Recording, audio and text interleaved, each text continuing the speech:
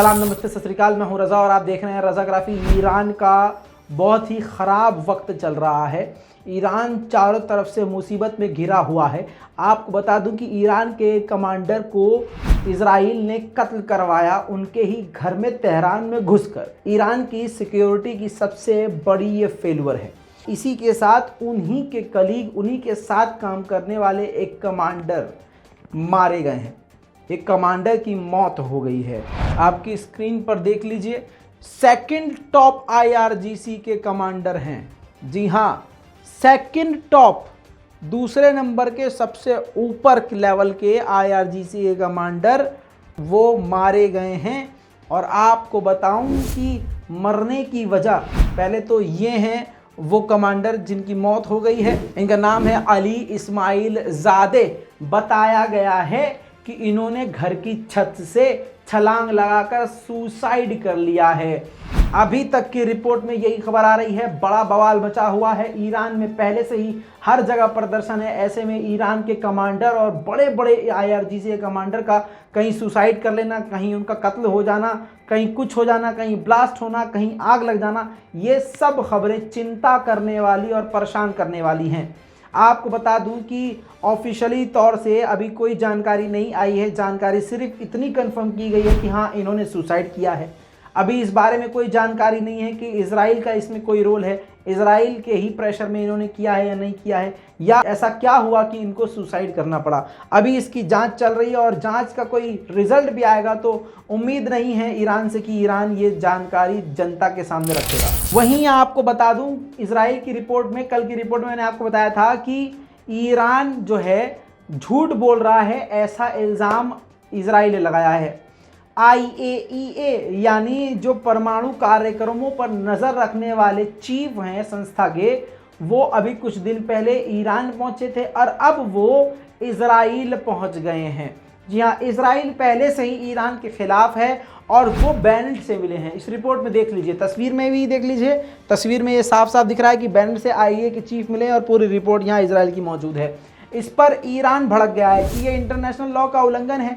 जाहिर सी बात है, आप एक के पास जाते हो, वो शोर मचाता है, आप उसकी कहानी सुनते हो और उसकी हाँ में हाँ मिलाते हो।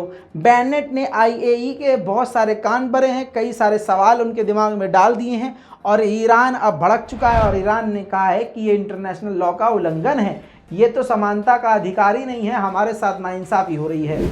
अब ईरान इतना भड़क गया है कि जुमे की नमाज के बाद ईरान की तरफ से ये जानकारी दी गई स्टेट मीडिया की तरफ से कि ईरान ने कसम खाई है कि उनके परमाणु प्रोग्राम में अगर अमेरिका, इजराइल और IAEA ने कोई भी एक्शन लिया तो वो जवाबी कार्रवाई के लिए तैयार रहेंगे और वो अपने इस प्रोजेक्ट को नहीं रोकेंगे।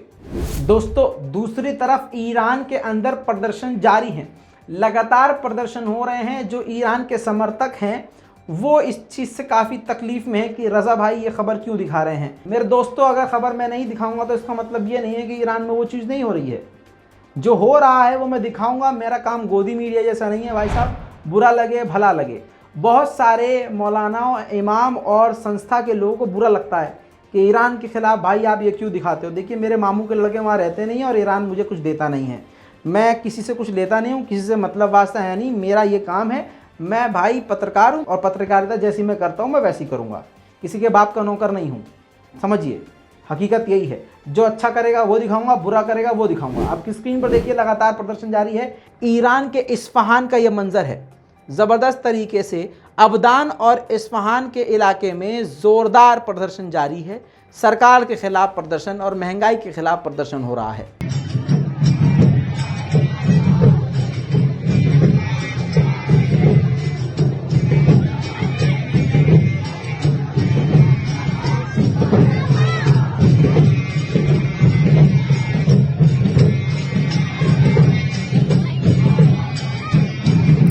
प्रदर्शन इस लेवल का है कि खुजिस्तान का एक अलग इलाका है, उस रास्ते पर, ये देखिए, उस रास्ते पर ईरान के प्रदर्शनकारियों ने सड़कों पर टायर जलाकर छोड़ दिए हैं ताकि जो मिलिट्री फोर्सेस उनके प्रदर्शन को रोकने के लिए आए तो काफ़ी उनको समय लगे।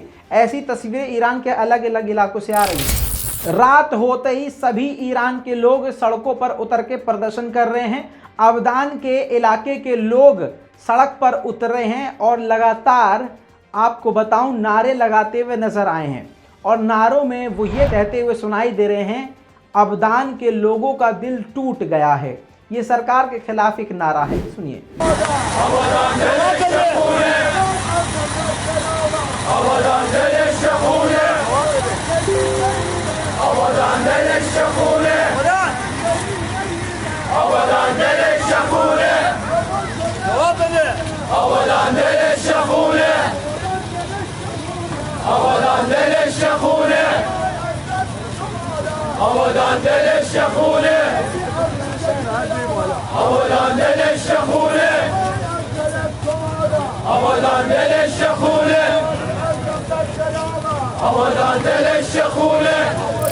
ईरान में अबदान के इलाके में एक बिल्डिंग गिरी। बिल्डिंग गिरने से पहले से कई सारे प्रदर्शन चल रहे हैं। अब वो प्रदर्शन इसमें भी शामिल हो गया है। अबदान के जो दर्जनों लोग जो मारे गए हैं, 30,000 लोग मारे गए हैं, उनके समर्थन में रैली निकाली गई और सरकार को आड़े हाथ लिया गया। महिलाएं भी सड़क पर उतर के प्रदर्शन कर रही हैं सरकार के खिलाफ।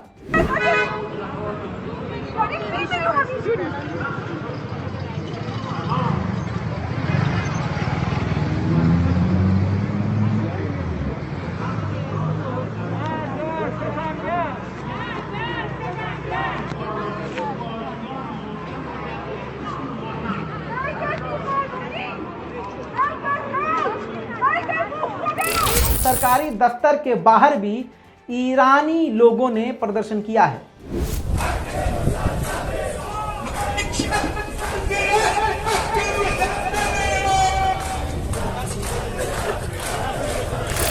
दोस्तों बता दूं कि हाई लेवल की मिलिट्री और बड़े लेवल पर बड़ी तादाद में मिलिट्री अबदान और अलग अलग इलाकों की तरफ भेजी जा रही है। अब ये स्क्रीन पर देख लीजिए, जो काली काली गाड़ियां और ट्रक और बस जा रहे हैं, इसमें बताया जा रहा है कि जैसे हमारी CISF और BSF को भर के भेजा जाता है, एंटी रियो टीम को भेजा जाता है, वैसे ही ईरान ने इन सबको भेजा है।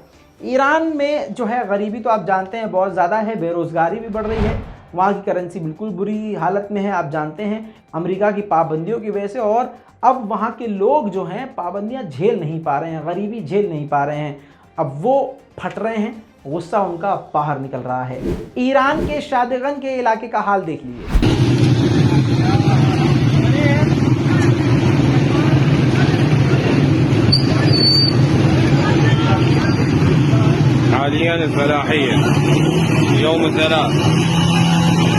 अब आप समझ लीजिए, ईरान में तेहरान के अंदर इस्लामिक आज़ाद यूनिवर्सिटी नाम की एक काफ़ी बड़ी यूनिवर्सिटी है। वहाँ के शिक्षकों यानी टीचर्स ने, प्रोफेसर्स ने सरकार के खिलाफ यूनिवर्सिटी के बाहर प्रदर्शन किया है, क्योंकि इनकी तनख्वाह इतनी कम है कि उन तनख्वाह से कुछ नहीं हो रहा है उनका। देखिए।